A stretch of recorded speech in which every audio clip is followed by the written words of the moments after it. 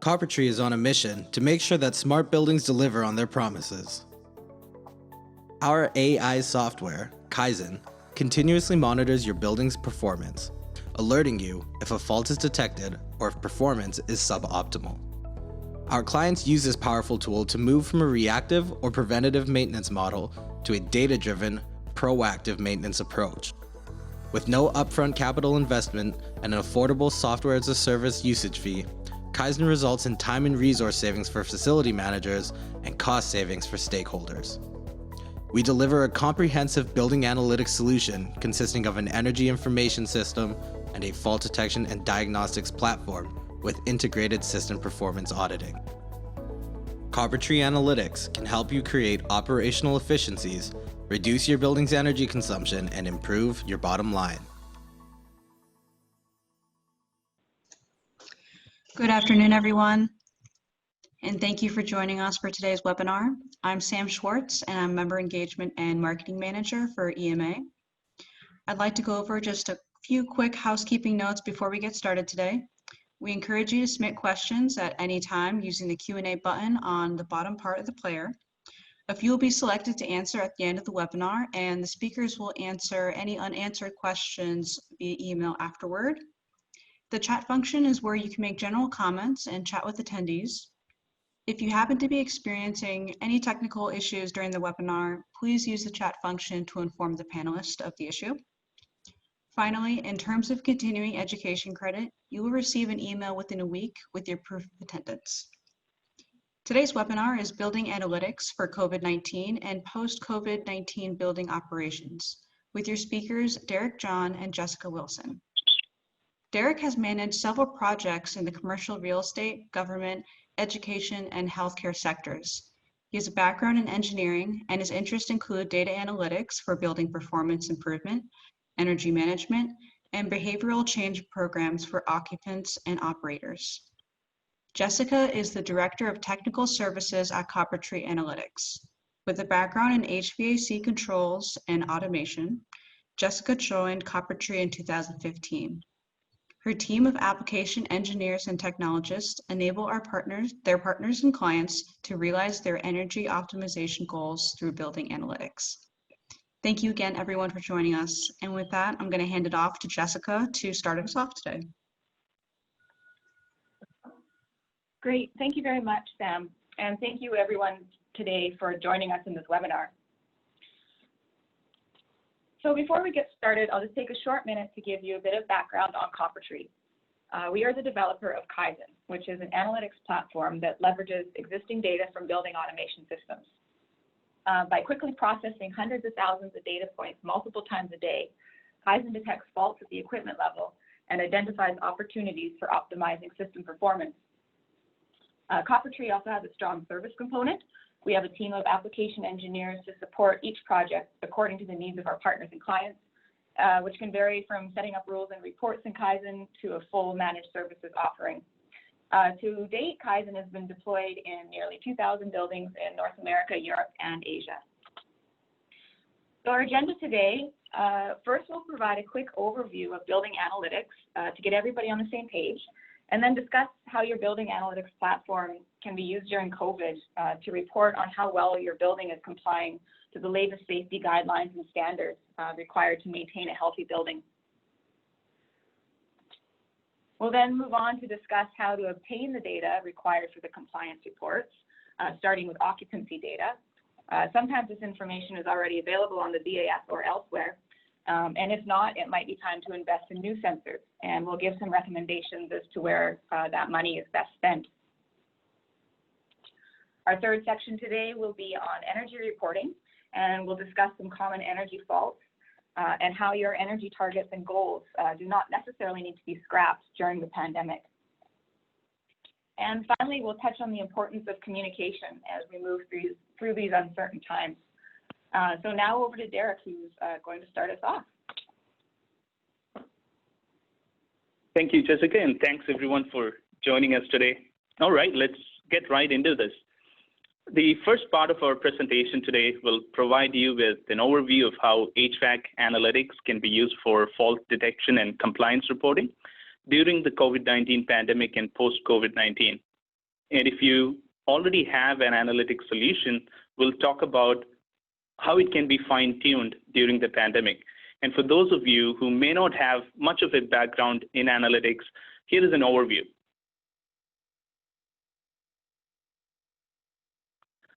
Building analytics leverages existing building automation system data. So you could have a building with a building automation system that controls your heating, your ventilation, air conditioning. It could also be integrated with lighting controls and access controls. If you do have a building like that, that's a great candidate. Now, a smart analytics solution will be able to collect all of this good data from your buildings and quickly process millions of data samples to provide actionable insights. I often get asked this question, which is, how is building analytics any different from my BAS alarms? Today, we're not going to get into the details, but at a very high level, alerts simply are not enough. It is something for your building automation systems to say, all right, your supply air temperature is above your high limit threshold, but it needs to tell you exactly what the issue is. It should diagnose the issue and provide very clear recommendations to resolve the issue. And that's where analytics comes in. There is a whole lot more that analytics offers than just alerts telling you that something has gone wrong. HVAC analytics make your buildings much smarter. You may have a quote unquote smart building, but it may not be operating all that smart in reality. With analytics, you can be completely data driven. Your actions are based on your data, and it will help increase your energy efficiency and overall building performance. Now, during a time like this, during the pandemic, we all know how important occupant safety and comfort is. And now there is even more reason to use a data-driven approach to make sure that your occupants are safe, that your occupants are comfortable within your buildings. We are living at a time when doctor appointments are remote and you do not have to walk into a clinic to consult your doctor. It can be done remotely. It is the same idea with analytics. Analytics can pinpoint the exact issue and exact systems that need attention, thereby reducing your maintenance cost, and it saves you time. Think of it this way. If you have a building with 400 VAVs, an analytics platform can tell you which VAVs need the most attention and what steps are required to fix or improve on the performance.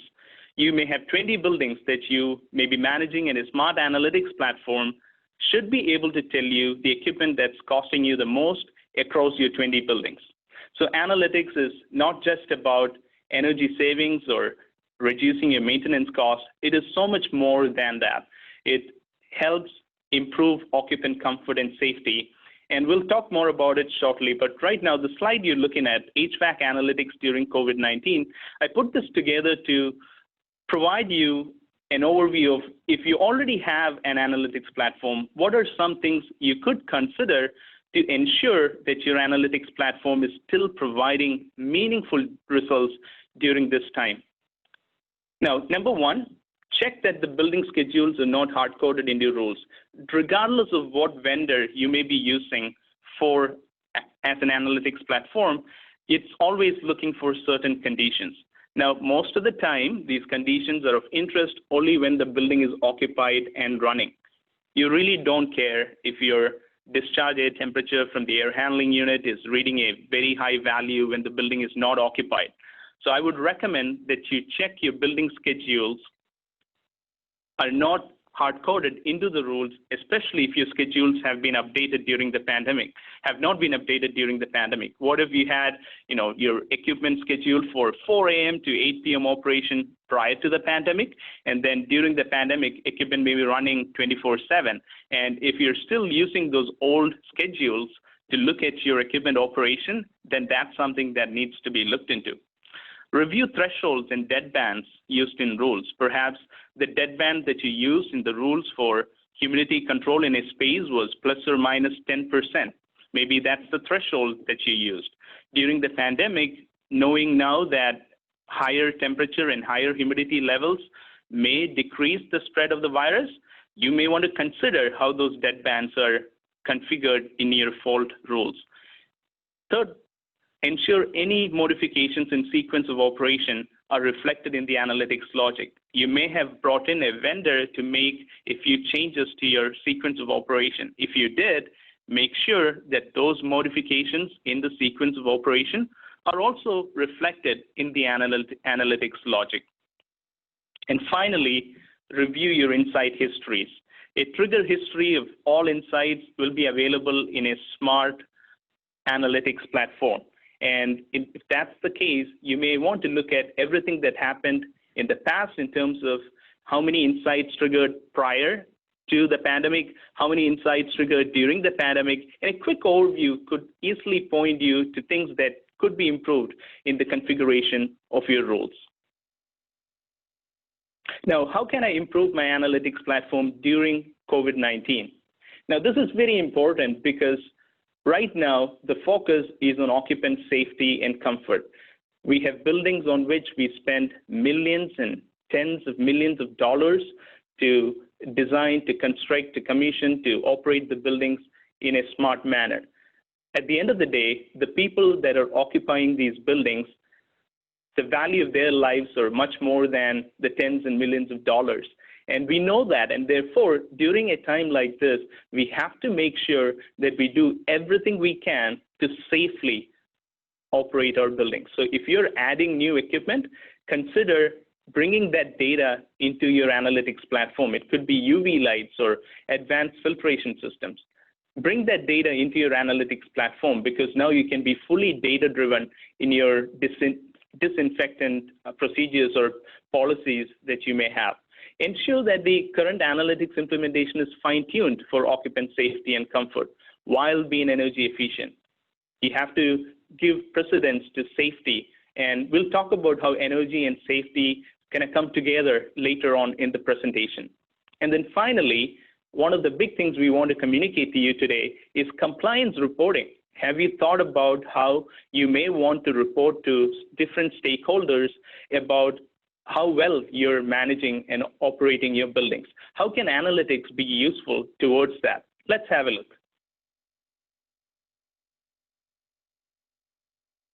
Building health compliance, measurement, and reporting. As an example here, I have an air handling unit. So you may already have certain process variables within the BAS. It could be total supply CFM, total exhaust CFM, your airflows, your filter, differential pressure, fan speed, temperature. These process variables are available within the building automation system. Now, with an analytics platform, you can calculate certain metrics. What if you're able to calculate air changes per hour? You can calculate the number of hours you operated your air handling unit in the purge mode. You can calculate air metrics, clean air metrics. And what if your analytics platform can pinpoint and tell you exactly when your filter needs to be changed? Now, a smart analytics platform can go one step further. It can provide you daily, weekly, and monthly reports, as well as email alerts, and it can also help put useful information up on a dashboard so that you can build your occupant confidence in the building. When are filters supposed to be replaced? How many air changes are happening per hour? Trended air purge times, clean air metrics, schedules of operation. All of these things can be calculated and reported to you, other stakeholders, and your occupants as need be using a compliance reporting package. I wanted to show you a few examples of these compliance reports. The first one here is an air purge analysis report that one of our customers have implemented in one of our buildings. Now, I have to tell you, I'm going to show you 3 or 4 sample reports here. And all of these reports are used by real people managing real buildings with occupants occupying those spaces today. And so you can kind of see how analytics can be used for compliance reporting functionality. In this example, you're looking at 4 air handling units, AHU1, 2, 3, and 4. And on the y-axis, you're looking at the number of hours of operation when the air handling units are in the purge mode. This particular customer wanted to see how well the purge mode is happening and if there are any issues with how their air handling units are operating. A simple report like this, on one hand, can be used by the building owner to communicate to other stakeholders that, hey, we have made a change in our sequence of operation. Our air handling units are now using the purge mode, and these are the number of hours every day that the units are using the purge mode sequence. The next example here will give you an overview of building pressure analysis report. So this customer has a building static pressure set point, a building static pressure trend, and they wanted to calculate how many hours am I in the dead band, plus or minus 10% from the set point, how many hours am I above the dead band, and how many hours am I below the dead band, which is negative pressure. They wanted to catch the negative pressure condition, and if it ever happened, an insight would be triggered and they'll be alerted about it. And then there is a report that clearly shows that they're mostly always in the neutral pressure zone, and then there are times when it's positive pressure.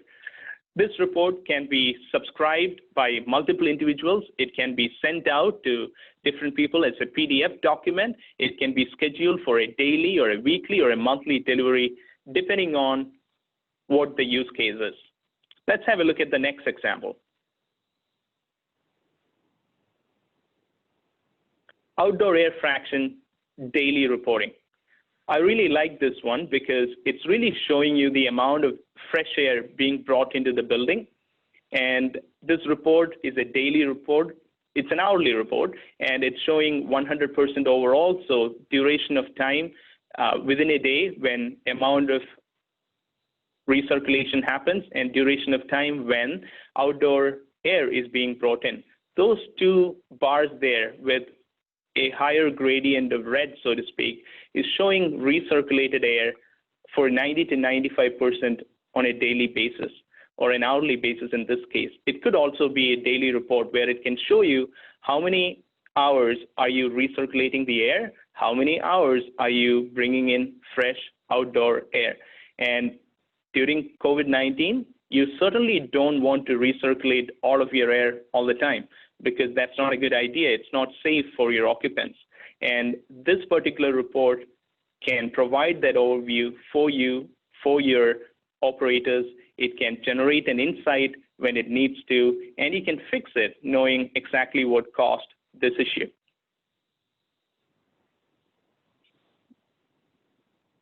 The last compliance reporting example is a zone CO2 analysis report. This customer wanted to see how the CO2 levels in the building are being maintained. There is a high level set point, which is 750 parts per million, and then the 3 zone CO2 trends are displayed for floor 1, floor 2, floor 3. Again, the point here was they want to show how the building is operating today, and they want to build the confidence of the people who are running the building and occupying the building. So think of compliance reporting as a critical part of what an analytics platform can give you. Let's have a look at sensors and how additional sensors may be helpful during the pandemic in improving on what you may already have as far as an analytics platform is concerned. I'll pass this over to Jessica to talk about adding sensors to building. Thanks, Derek. So the way that buildings are being used has changed drastically since the start of the COVID pandemic. Many buildings that were fully occupied on most days are now running with skeleton crews, and occupancy can vary quite a bit from day to day. And the way that we use indoor spaces is being constantly reevaluated. Any information we can gather on how indoor spaces are occupied will provide us with valuable feedback that we can use to improve how we control these spaces. An occupant-centric control strategy should result in more efficient operation of our HVAC system, and that means saving energy and money. In this next section, I'll review different types of occupant sensing technologies and explore the different levels of information that is inherent in the sensor technology. I also cover how to obtain the data needed for generating the types of compliance reporting that Derek has just shown us. If the data is unavailable, then you may want to consider investing in sensors, and here I will provide some recommendations around that as well. Okay, occupancy sensing information grades. The information shared on these next two slides actually come from a paper about occupant-centric controls written by postdoctorate students at Carleton University. The paper is not yet published. It is undergoing peer review, but should be available shortly in one of ASHRAE's upcoming journal articles. So I'd like to thank the authors of this paper for letting us use some of their research and ideas in this presentation. Okay, so as I mentioned, the way that we occupy buildings has drastically changed in the last 6 months. Although we don't know what the future may bring, I think we can all see that the way we utilize buildings will never be the same again. After having employees work for 6 months, work remotely for 6 months, many companies have decided they can do without an office altogether. Other organizations are realizing that providing flexibility to their employees can increase productivity as well as contribute to overall well-being and a better work-life balance. So occupancy is not as predictable day over day or week over week as it used to be. Tenants may come in sporadically with no set schedule. Occupancy plans can even change overnight if a new outbreak were to occur in a nearby school or neighborhood. So as you can see, getting data on occupancy is becoming more important than ever before. So the first concept I wanted to introduce here is the difference between implicit and explicit occupancy sensing technologies. Implicit technologies are already found in most buildings, and the most familiar of these are carbon dioxide sensors. They're considered implicit because they do not measure occupancy directly, rather they measure one of the side effects of occupancy. And then explicit occupancy sensors would include things like people counting cameras or motion detectors, where they explicitly detect the presence of people. So the diagram here on the right-hand side is taken from the article from Carleton and shows different levels of information, or what they refer to as information grades, that can be gleaned from different types of occupant data. The first grade is simply the presence of occupancy. That's a binary yes or no at the building level. One grade up from that is knowing the occupancy of a particular zone within the building, which they define as IG2. The next IG is being able to determine, or at least approximate, how many occupants there are. Again, when these technologies are deployed at the individual zone, the information becomes that much more granular. And then thirdly here, we've got preference IGs, and these provide valuable feedback as to whether the occupant is comfortable in the building. That is, what is their preference for indoor conditions. And this level of data can be collected by tracking set point adjustments made by the user right at the zone temperature thermostat. Interestingly, an absence of adjustments can also provide good feedback on preference. Perhaps this zone, if the person's comfortable, if they have a higher tolerance for changes to their environment, then you might be able to relax the heating and cooling deadbands for that area and see if you can save some energy.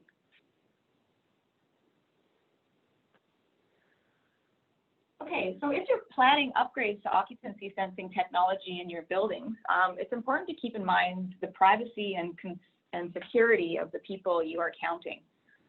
For example, besides being costly to implement, it might not be acceptable to install people counting cameras at the zone level, as these can be used to identify individuals as opposed to a generic occupant.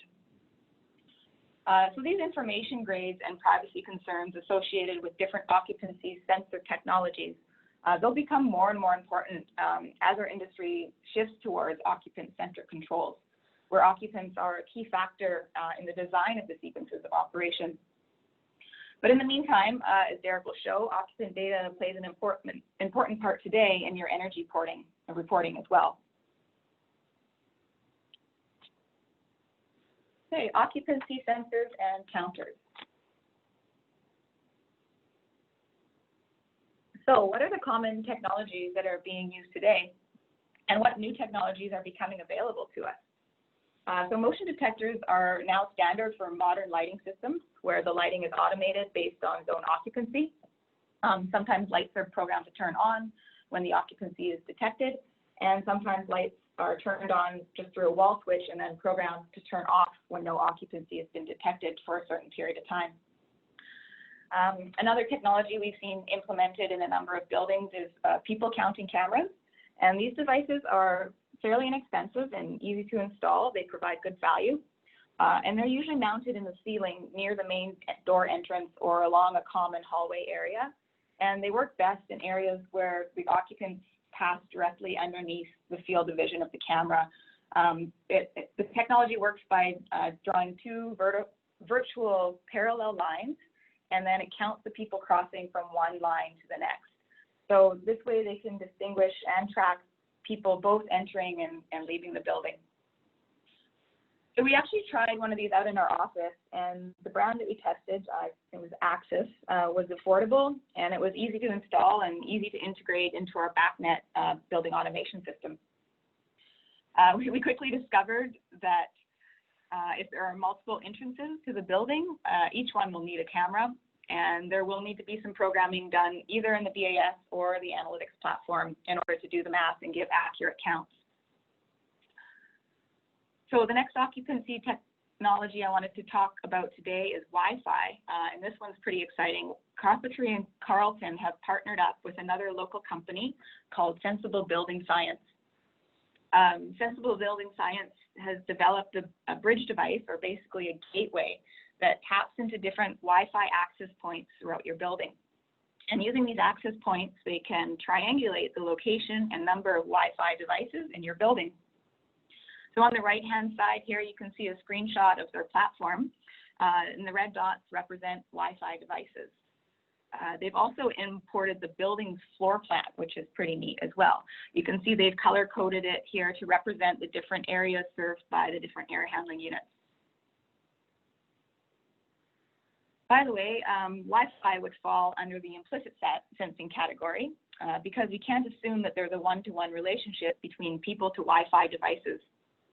In reality, there's around 1.2 Wi-Fi devices per person, so there's a little bit of interpolation that needs to happen there. But as you can see, this is a cost-effective way of obtaining occupant data without having to install sensors everywhere. So we're very excited to see this technology deployed in more buildings. All right, so CO2 sensors and other indoor air quality sensors are commonly used for detecting occupancy. And they're usually already included in your building and even basic HVAC designs. However, one of the downsides to using them for occupancy is that there's a significant lag between the time that the space is occupied and when you'll actually see proof of occupancy, which would be an increase of the CO2 in the space. And then another place to look for occupancy data is in other non-HVAC building systems. As I mentioned previously, motion detectors are quite standard for lighting controls, but often the lighting system is not integrated into the BAS system. It's often just standalone. Likewise, access systems or booking systems can be integrated with the BAS to extract occupancy data. And booking software is widely used in hotels and universities to reserve rooms. So if you're managing those types of buildings, I advise you to investigate these other sources of data before investing in new sensors. And it is much more cost effective to just leverage what is already there than install new sensors throughout the building.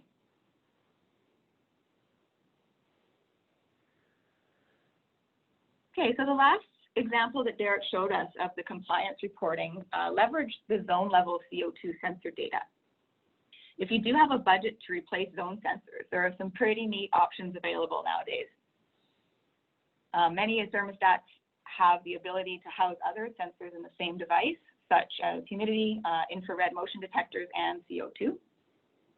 And the ones shown here are manufactured by Delta Controls, and these are fully programmable BACnet thermostats.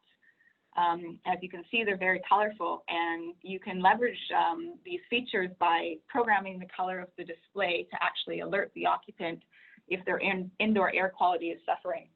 So, for example, the stat might be a neutral blue or a green if CO2 levels are below set point, and may gradually increase through orange and red tones to indicate that the occupant might want to step out for some fresh air. And another neat feature of these is that they also have a Wi-Fi model available. so that if they're being added after construction is finished, perhaps you have an impressive entryway with high ceilings and nice marble tiled walls. You don't have to worry about unsightly conduit runs with these. Okay, so I've mentioned zone CO2 sensors a few times already because they're very commonly used for detecting occupancy. But besides occupancy, they monitor indoor air quality. They can also be a proxy to monitor air changes in a zone. And this would fall into the implicit category of sensing technology, with CO2 being a proxy for adequate air changes into the space. So if you want more accurate data, Kaizen and other analytics platforms can make use of other building documentation to calculate the number of actual air changes per hour instead of just approximating it using a CO2 sensor. So CO2 sensors are preferred at zone level as opposed to those in the return air duct. They provide more granularity. However, if cost is a concern, then adding a CO2 sensor to a return air duct can still provide really good information, and it'll also allow some implementation of demand control ventilation, which is a very efficient way to run your air handling units. And other types of indoor air quality sensors are becoming more cost effective lately. One example of this is the VOC sensor, or volatile organic compound sensor, which can determine if chemicals or other organic compounds are in the environment. Okay, so mixed air temperature sensors. These are probably the most cost-effective sensors you can install to help with your compliance reporting. One of the reports that Derek highlighted earlier used the MAT sensor to calculate the percentage of outdoor air being brought into the building, otherwise known as outdoor air fraction. This is as opposed to recirculated air from the building itself.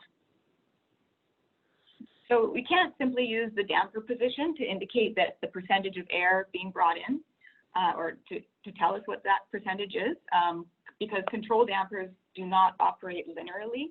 That is, like a 30% open position does not mean a 30% outdoor air being brought in, and it'll be far greater than that in reality. And the difference between the damper being an 80% open and 100% open is going to be very minimal. Therefore, we like to use temperature to accurately calculate outdoor air fraction. The outdoor air fraction is defined here by the equation on the right, and it is the difference between the return air temperature and mixed air temperature divided by the difference between the return air temperature and outdoor air temperature multiplied by 1,000, or sorry, 100%. So if there is no return air temperature sensor, then the average of the zone temperatures can be used instead. We just, again, some calculations either in the BAS or on the analytics platform can do that math for you. And then likewise, if there's no OAT sensor, then your analytics platform can bring in local weather data to be used in the calculation. However, mixed air temperature can't really easily be deduced using other information. So that's why it's a critical one here. And the data we get from MAT sensors are used in many of our standard fault detection rules, and therefore also add a lot of value to the analytics in general, not just compliance reporting. And as listed here, they are used to calculate thermal BTUs, and they can detect leaking heating valves and cooling valves. And it can also detect a leaky or stuck damper. For example, if your damper says it's commanded fully open, but your outdoor air fraction is only 20%, then you know that either your damper is stuck or perhaps one of the sensors is faulty or needs recalibration. So as you can see, this is a very useful sensor and is usually pretty cost effective to install. The sensors themselves are inexpensive, and it's possible that you will have an existing conduit run to easily add the point. And if you're really lucky, there might even be a spare input available on a nearby controller. All right, and finally, I'd like to talk a little bit about airflow stations. Are they worth it? So as Derek mentioned, we use CFM to ensure we are delivering enough air changes into the space. Airflow stations give us instantaneous CFM readings, which are nice to have. But before going and installing an airflow station, I would first see if there's a more cost-effective way to get this data. Airflow stations are quite costly compared to other sensors, and they can be costly to install as well. They require both a controls contractor and a sheet metal worker. And also you might be limited by the real estate that you have available in the mechanical room. These sensors require a certain length of straight run of ductwork, both before and after the sensors, and this helps minimize turbulence and give accurate readings. But as I mentioned, sometimes that real estate is just not available. Airflow stations are also notoriously accurate at lower flows, and they'll require regular servicing to maintain accuracy. So what we do instead at CopperTree is we approximate the CFM by using the maximum air, CFM, and fan speed to calculate the airflow. So the fan speed can come directly from the BAS, while the maximum design CFM can be obtained from the building documentation. Which brings me to my last slide here, which is other documentation. So it's worthwhile to spend some time to find as much building documentation as is available to help during this time. Actually, the information you uncover will improve your analytics platform in general. For example, in Kaizen, we can calculate fan consumption if we know what the horsepower rating of the motor is. And we can also approximate CFM if we're provided the maximum airflow. So equipment data can be found in mechanical schedules, sometimes asset lists, or design specifications. And this is also a great time to review the documents for the air systems in your building. Check to see what the design occupancy was and compare it to how the building is being occupied now. It may be worthwhile to work with an engineering firm to help identify areas that can be adjusted to maximize the efficiency under the new load of the building. All right, and now back to Derek. All right, thank you, Jessica. Let's have a look at energy reporting and how analytics can really be helpful during COVID-19 and post-COVID-19 in your energy reporting initiatives. We'll start off with a couple of examples. I'm not saying these are common examples, but things, low-hanging fruits that you should be looking into. And then we'll talk about changing occupancy and energy reporting as well. What you're seeing here, again, is a real example from a building, a client that we manage. Air handling unit 1 supply fan status is the red trend line that you're seeing on the left-hand side. Prior to Jan 2020, kind of the first couple of weeks, prior to that, you'll see that the fan status was on and off, meaning it was being scheduled. And all of a sudden, it is now running 24/7. We see this kind of behavior in a lot of buildings, and the reality is that everyone is concerned about occupant safety. They want to make sure that the virus doesn't spread within the building, and often we find people basically running their buildings 24/7. We just want to ask the question, while safety is definitely at the forefront of all of our minds, how much is too much? And sometimes you can take advantage of the data that you have from your operation to understand how long your equipment needs to be running. Sure, you may have a need to increase your equipment runtime, but you have to answer the question, how much is required and what is sufficient and what is excessive. Understand your actual building occupancy, how many people are actually coming into the space. And some of the sensors that Jessica talked about will be really useful for you. If you don't have an occupant counter, think of other sensors or occupant counter sensors that could be installed in your buildings to get a real sense of how many people are actually occupying the buildings. And take advantage of compliance reports. We talked about a few examples. And there is so much more you can do to really understand how your equipment is running and take that feedback that you're getting from your data-driven reporting to better operate, better manage, and safely manage your buildings. There is another example, another building in this case. You can see prior to mid-April 2020, this red trend log you're looking at is the mixed air damper. Outdoor air damper, bringing in fresh air into the building. prior to the pandemic, it was modulating, right? You can see 60 to 100%, average of 80 to 90%. And then starting from mid-April 2020, that's a flat line almost all the time at 100%, meaning mixed air damper / outdoor air damper, it's bringing in 100% outdoor air. Again, you can see why that's being done, but you have to ask the question, what is required for my building? And that kind of reporting can be helpful for you because you can review your VAV performance. So this air handling unit, if it is feeding, let's say 50 VAV boxes, see how those VAVs are responding. Are they keeping up? What are the CO2 sensors in the space showing you? What are the humidity and temperature levels? Get that feedback and then optimize your control sequence if need be. Use analytics in the process to measure and verify how changes are being implemented, how effective they are, and then improve on the feedback from your terminal units. I've got a couple other points here, and these are things that we've noticed in how people are operating their buildings. Sometimes when you go 100% outdoor air on all of your air handling units, when you're running your equipment 24/7, you could see some valve saturation. So keep your eyes open for that.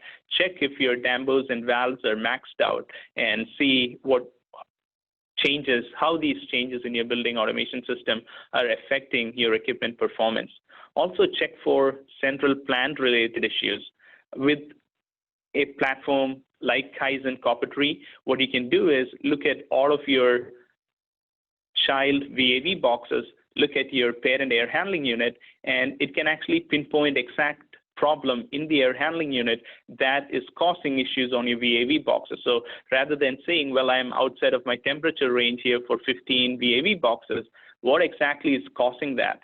Getting that level of granularity in your data is really useful during times like this.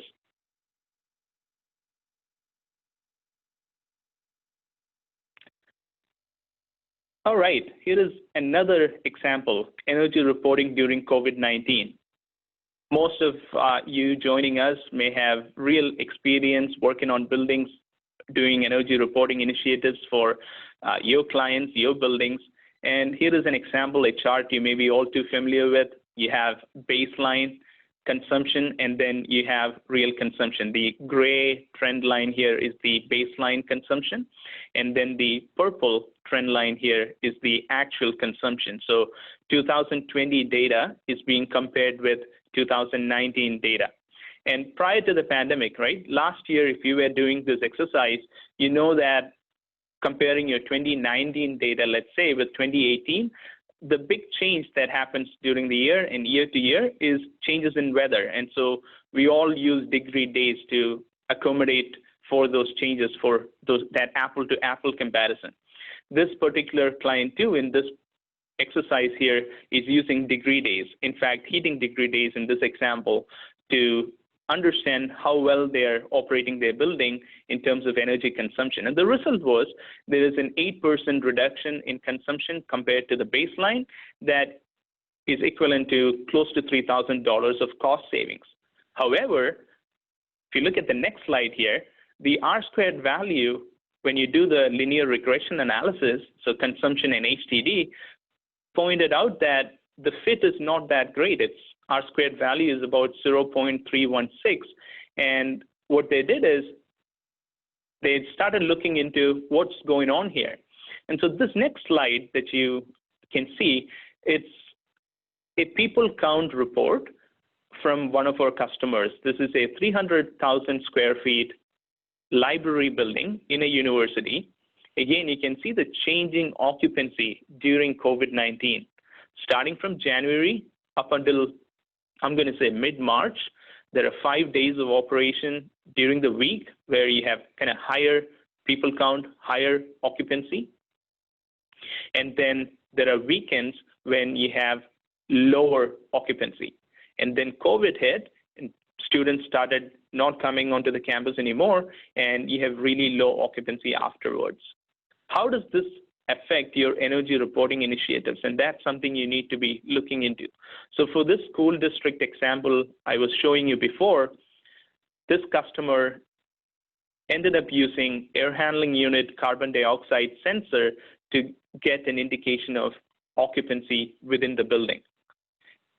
On the y-axis, you can see consumption, and then on the x-axis, you're looking at air handling unit 2, CO2. This is precisely some of the examples that Jessica was walking us through.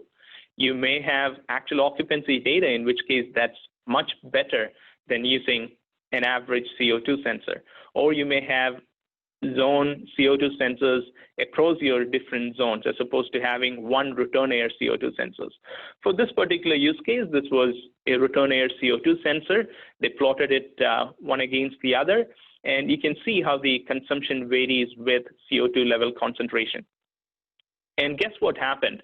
The same analysis that I showed you was kind of redone using occupancy as another independent variable. Although occupancy was deduced from carbon dioxide concentration in the space because that was the sensor data that was available. In reality, for this building, what was happening is that even though the original screen capture that I showed you said close to 8% savings, in reality, when you also loop in or bring in the occupancy or CO2 concentration data, what they found out is that the consumption had increased by about 3%. And close to $1,000 worth of excessive consumption compared to last year was happening. And the whole idea here, guys, is that there are lots of changes that are happening in our buildings, and we need to be very aware of what those changes are, and we may need to be flexible in how we report on the energy side of things when we compare current year to last year or the years before. With that, I'll pass this on to Jessica again to talk about communicating results to occupants. Great, thank you very much, Derek. So for the final topic of today's webinar, we touch on communication and methods for delivering compliance reports. So don't wait to communicate. Communication is a critical piece to managing the COVID pandemic. New information comes to us every day about the nature and the spread of the coronavirus, but we still have no idea what the future will bring. There's so much uncertainty right now in our day-to-day lives, and I believe that showing building occupants that you care about their health and safety and are taking measures to track and monitor their air quality will go a long way to help build confidence. I liken this to using a public washroom or bathroom that has a sign posted showing the last time the bathroom was cleaned. I know I feel better when I visit a facility that has a sign posted. To me, it means that the facilities team is taking my comfort and safety seriously, and that they are being accountable by being transparent with their cleaning schedules. And I think that perhaps one day signs showing indoor air quality compliance will just be as normal or even expected as the cleaning schedules that we see posted in bathrooms.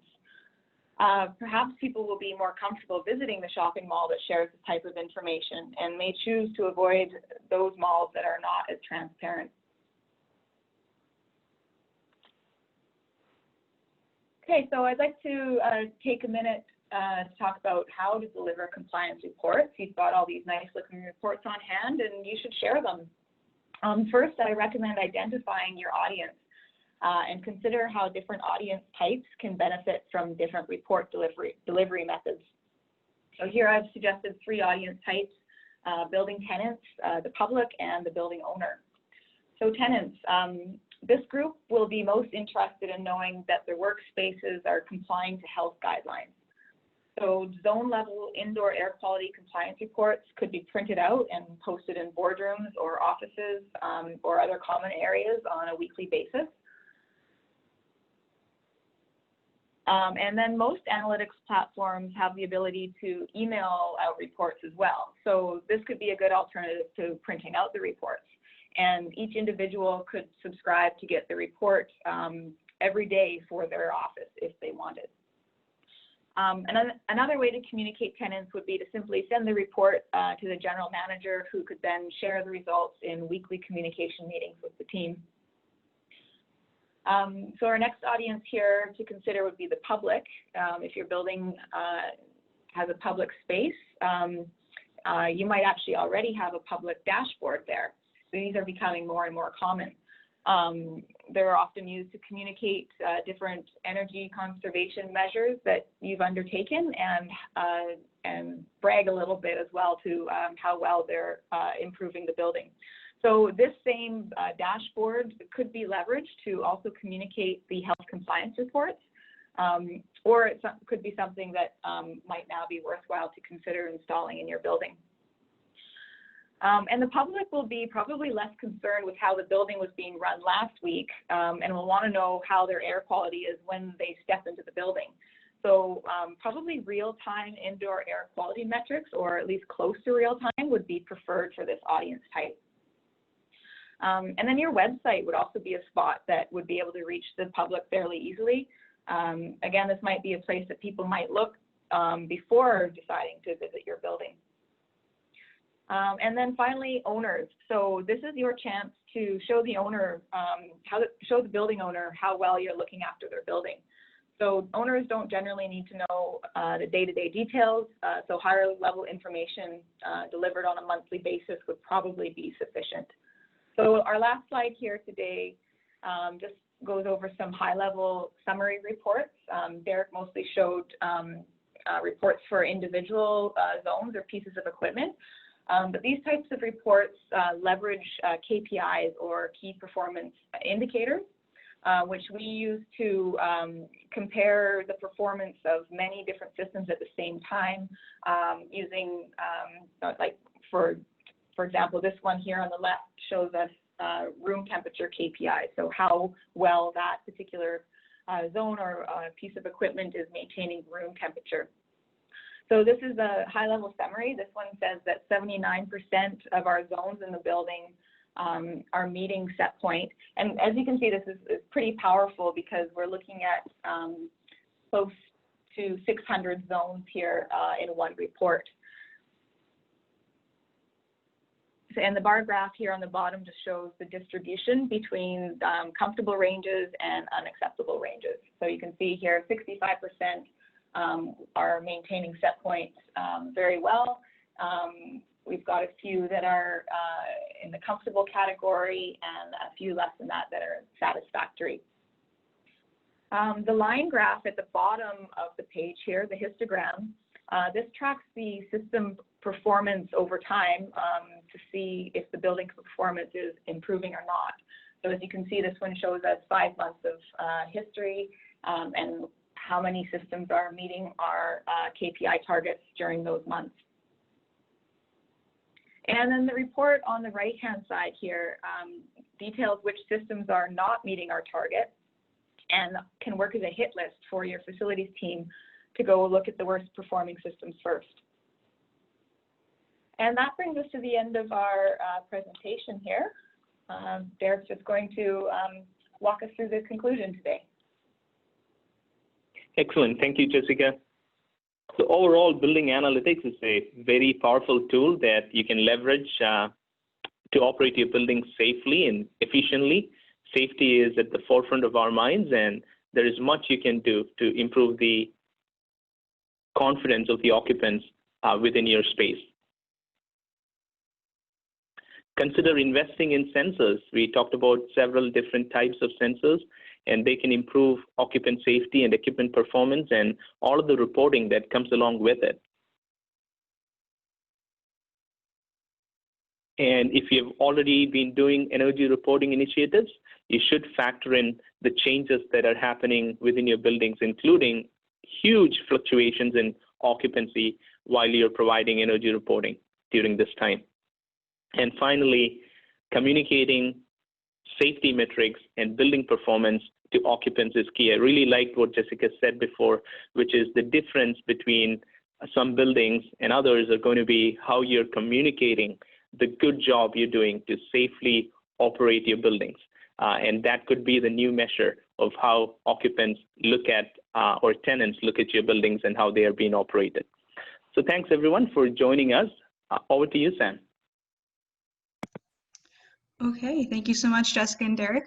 I'm gonna jump into a Q&A session now. We have about 8 or 9 questions lined up.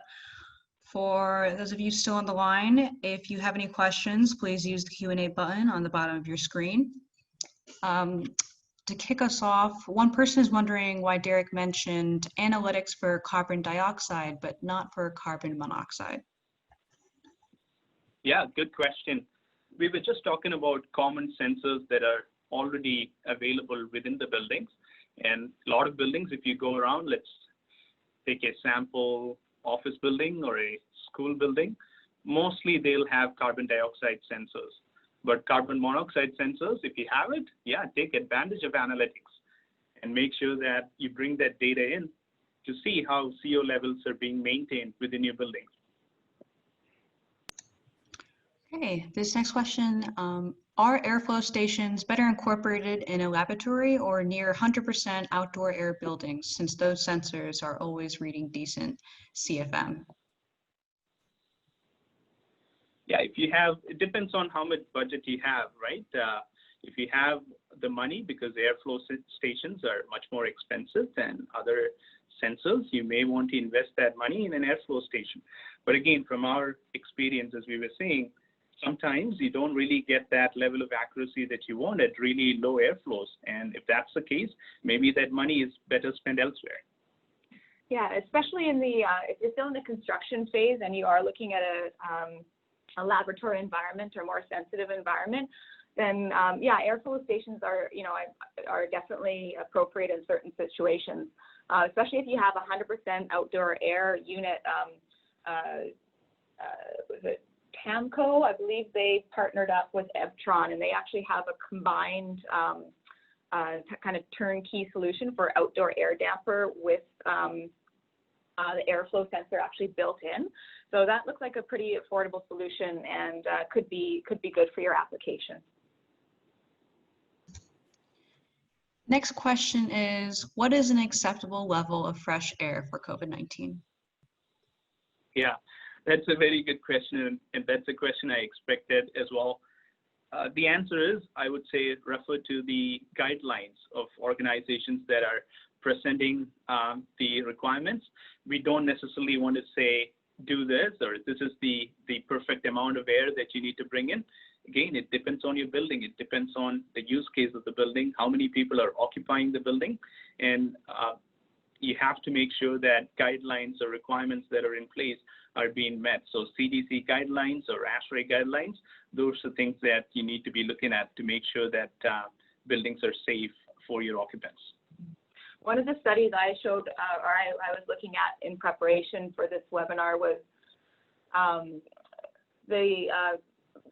basically how COVID can spread with more more horizontal airflows. So they did a study of a group that got infected at a restaurant, and it was determined that so many people got affected because the supply air was coming out of the wall on one side of the restaurant and being drawn through all of the occupants and then exhausted on the other side. So this one article I read was pretty interesting. It was suggesting more implementing vertical flows going from ceiling to floor. And that way that will kind of stop pushing the COVID virus around the space and more drive it in a vertical fashion from top to bottom. Yeah, and just to add to that, another article that Jessica and I were going through, we found out that Yale University did a study where they think that higher humidity and temperature levels can reduce the risk of COVID-19. So these are all things that we need to take into account while we strategize on how we can maintain safety within buildings. Okay, I have 3 more questions lined up. Can you give a definition of valve saturation? Mm-hmm.